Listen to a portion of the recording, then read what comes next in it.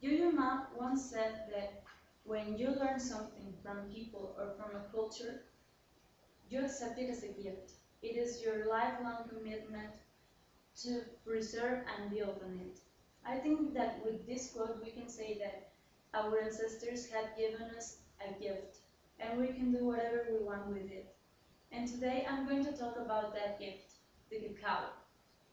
First, I will tell you the importance that it had for the Mayans and the Aztecs, and the different uses that it had for them. Also, I will be telling you how production is now handled in Mexico. And finally, I will suggest a way to keep the cacao production going in Mexico. First, I would like to start with the importance of cacao for the Mayans and Aztecs, when they were living in Mexico.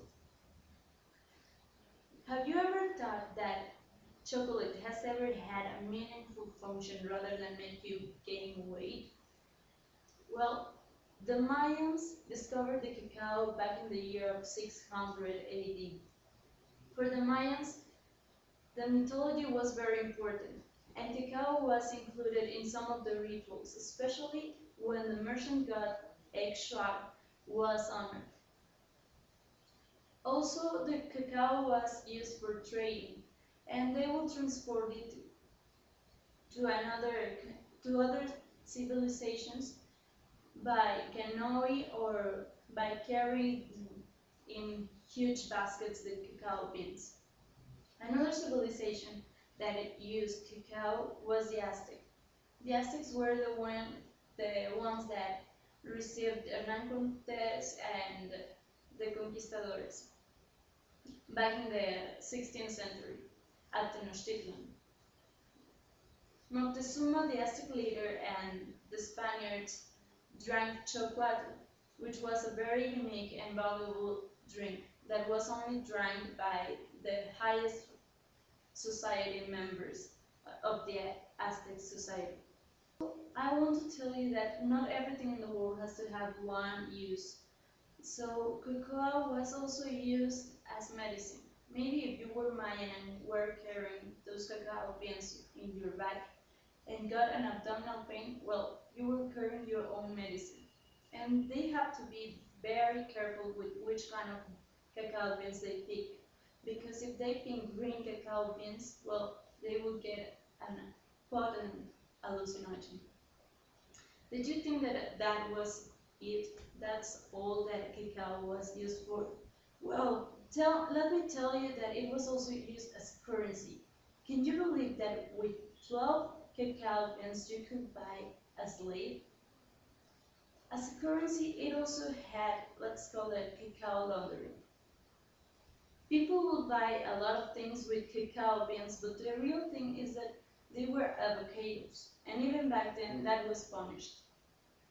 Secondly, I want to tell you about how cacao production is handled in Mexico. Can you believe that many Mexicans want to go to Switzerland to try their chocolate when the discovery of cacao was in Mexico? Nowadays, there are only 7 states that produce cacao. If we think it like this, there are 31 states in Mexico, and only 7 of them are producing cacao. That's not much.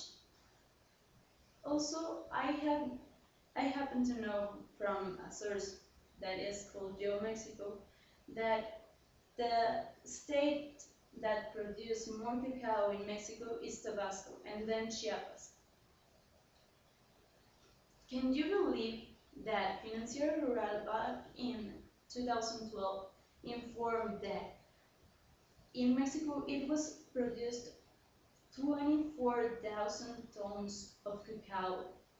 But what's even more impressive is that in 2003 it was produced over 49,000 tons. Can you believe that in 9 years the production of cacao in Mexico has diminished in more than half? I think that the government is not supporting the farmers that are working in the cacao plantations. And I think they should, because cacao is part of our culture, and we don't want to lose something that has been in our culture for so many times and has influenced our living today. Well, now I want to tell you about what we could do in order to keep cacao production in Mexico and take some advantage of it. And I have found that in Ghana, they survive from cacao production. They have had their ups and downs, but they have moved on. And they have implemented a new system to increase their profits. And I think that that's what Mexico needs, a good administration of the resources in order to exploit them and also to keep it in our culture. In conclusion, I think that for the Mayans and the Aztecs, cacao was very important. It was in their religious views and in their survival. And if there's one year that we don't produce cacao, it will be like ignoring our ancestors. Now, you know that there has been a reducement in the cacao production, when what we really want and need is to increase it, because cacao is part of our present, it was part of our past, and will be part of our future. Thank you.